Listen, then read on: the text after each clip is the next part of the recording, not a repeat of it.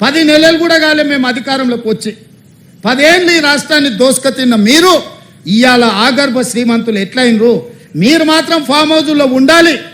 మీ form హౌజులను కాపాడుకోవడానికే కదా ఇవాళ వీళ్ళను ముసుగు దొడుకొని రక్షణ కవచంగా పెట్టుకొని పేదోళ్ళను పెట్టి కూలగొట్టొద్దు అంటారు.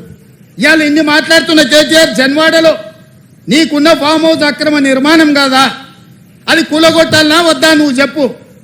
హరీష్ రావు అజీజ్ నగర్లో నీకున్న ఫామ్ హౌజ్ అక్రమమా కాదా? దాన్ని కూలగొట్టాలనా వద్దా చెప్పు. సబితమ్మ నీ 3 కొడుకుల పేర్ల మీద 3 ఫామ్ హౌజులు కట్టినావు కదా. నువ్వు సబితమ్మ లేక పేద అరుపులు అరవకమ్మా. నీకున్న ఫామ్ హౌజులు కూడా లెక్కలు ఉన్నాయి. కూలగొట్టాలనా లేదా సబితమ్మ నువ్వు సలహా చెప్పు. మీకు వెనకంగా ఉన్న కేవీపీ రామచంద్రరావులై కూలగొట్టాలనా వద్దా చెప్పు. ఇవాళ అక్రమంగా ఫామ్ హౌజులు నిర్మించుకొని మీ ఫామ్ హౌజుల మీద ఎక్కడైతే తొలగింపు ఏటు పడుతుందో మీ ఫామ్ హౌజులు కూలుతాయని చెప్పి ఇవాళ పేదలను రక్షణ కవచంగా పెట్టుకొని ఇవాళ మీరు నాటకాలు ఆడుతున్నారు. నల్ల చెరువులో ప్లాట్లు వేసి అక్రమంగా అమ్మినోడు మీ పార్టీోడు కాదా? మూసీ నది ఒడ్డున ప్లాట్లు వేసి పేదలకు 10 లక్షలకు 100 గజాలు అమ్మింది మీ సన్నాసులు టీఆర్ఎస్ నాయకులు కాదా? ఇవాళ 100 గజాలు 10 లక్షలకు నల్ల చెరువులో సున్నం చెరువులో ఇవాళ మూసీ నది ఒడ్డున మీరు ప్లాట్లు చేసి అమ్మి ఇవాళ ప్రభుత్వ భూమి అని తేలంగానే వాళ్ళు ఎక్కడ మిమ్మల్ని చొక్కా పట్టుకొని మా పైసలు మాకు వాపసు చేయమని అడుగుతారో అని చెప్పి ముందే పార్టీ కార్యకర్తల్ని ఉసిగొల్పి ఈరోజు ఈ ధర్నాలకు దీక్షలకు తిరుగుతున్నారు. ఇవాళ మూసీలో వచ్చిన వరదలు తెలంగాణ రాష్ట్రాన్ని హైదరాబాద్ నగరాన్ని ముంచేస్తలేవా? మరి వాటికి పరిష్కారం ఎట్లా నాకు తెలియదా? ఇవాళ కొంతమంది పేదలు ఇండ్లు తీస్తే వాళ్ళకి దుఃఖం ఉంటుంది, వాళ్ళకి బాధ ఉంటుంది, వాళ్ళు కొంత ఆవేశంగా మాట్లాడతారని నాకు తెలియదా?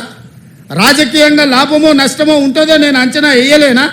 20 ఏళ్ళు ప్రజాక్షేత్రంలో ఉన్నోని, ప్రజలలో తిరిగినోని, పేద ప్రజల కష్టమేందో తెలియకుండానే తెలంగాణ రాష్ట్రానికి ముఖ్యమంత్రి అయినా.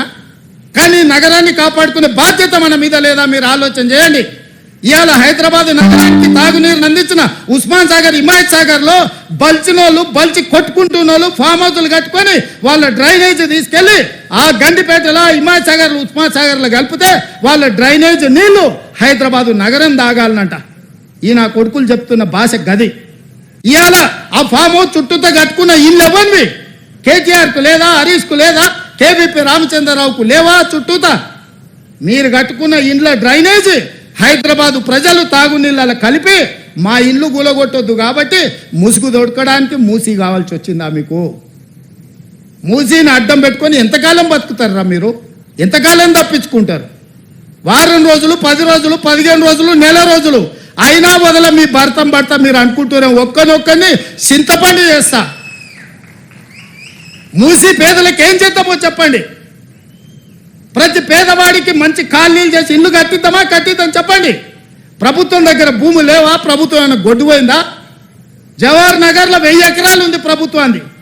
మూసీలు ఉన్న పేదోళ్ళందరికీ తలా 150 గజాలు చేసి ఇచ్చి ఇందిరమ్మ ఇల్లు కట్టిద్దాం. రాండి సన్యాసులారా, ముందుకు రాండి, పేదోళ్ళు కట్టిద్దాం.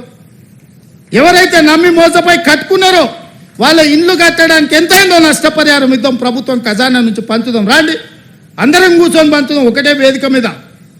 ఇవాళ ఈ ప్రాంతం